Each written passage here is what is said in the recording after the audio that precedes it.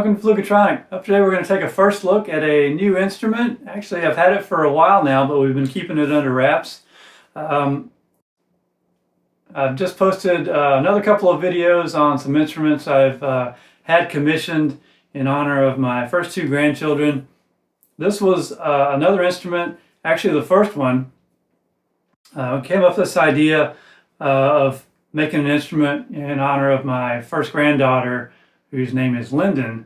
And I knew I'd heard that name before, and where I'd heard it was from a flute maker called Hawk Henries.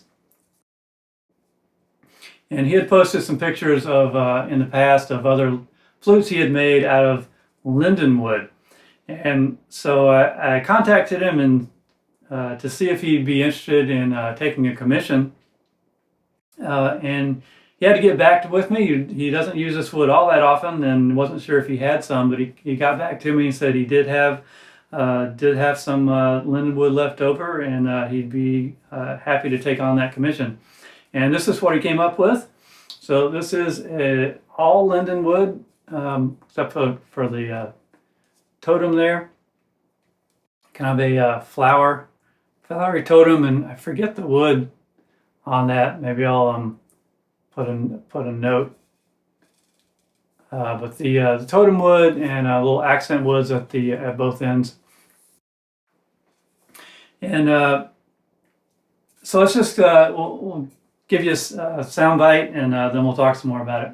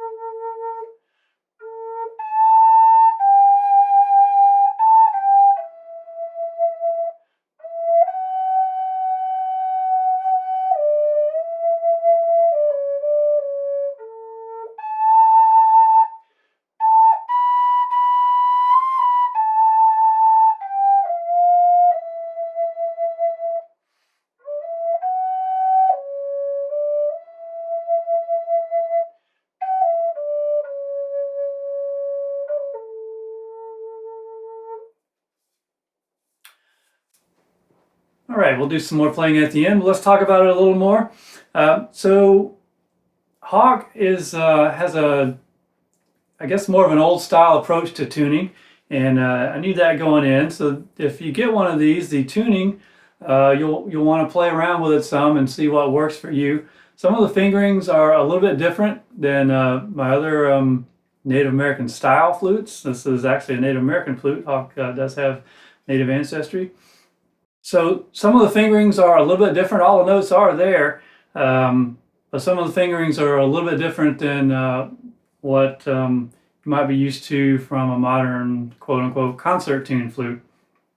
So that is that's interesting, and kind of what I told Hawk was if I had encountered this earlier in my flute journey, I might have been frustrated because of some of the different fingerings, but at this point it's a little bit freeing, and just frees you up to think outside the box a little bit and try different things and just see what happens. And so this flute does have some interesting playing characteristics because of that. The upper end, which I didn't get into too much in that playing sample, the upper end is I guess a little bit sharp, so you can go higher into the range. You can get up to like a C sharp, the major third, whereas most flutes, very few flutes,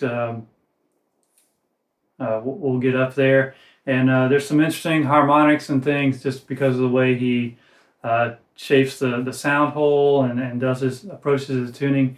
So there's a lot of different and interesting sounds you can get out of this that I didn't try and get into there.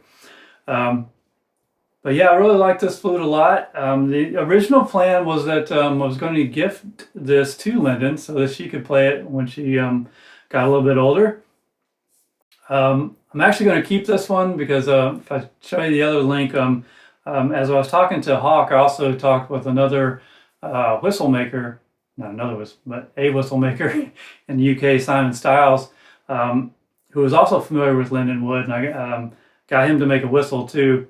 I'm going to give that to Linden, so I'm going to keep hold of this one. So you'll be seeing this one again, I'm sure. And this flute is featured on our first album. I'll give you a link to that with several tracks made with this flute. So yeah, thanks, Hawk. Let's just hear a little more.